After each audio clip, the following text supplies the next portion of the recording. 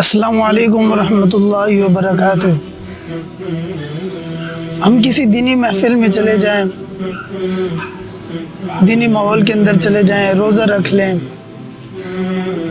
عید کی نماز پڑھ لیں، شب جمعہ پہ چلے جائیں، تبلیغی جماعت میں چلے جائیں، گشت میں چلے جائیں،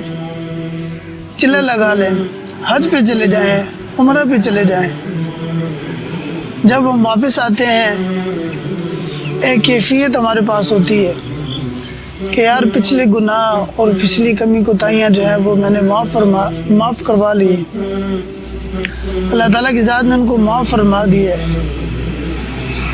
اور پھر اس کیفیت کے ساتھ باہر گھومتے ہیں، پھرتے ہیں، لوگوں کے ساتھ میل جول رکھتے ہیں، ملاقاتیں کرتے ہیں، اور دل میں یہ بات ہوتی ہے کہ یار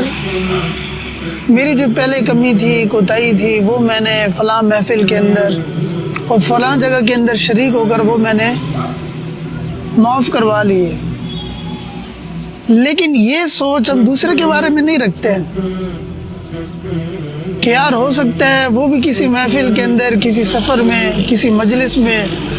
کسی ملاقات میں ایسی نیت کر چکا ہو کہ اس نے اپنا پچھلا اللہ تعالیٰ سے معاف کروا لیا ہو۔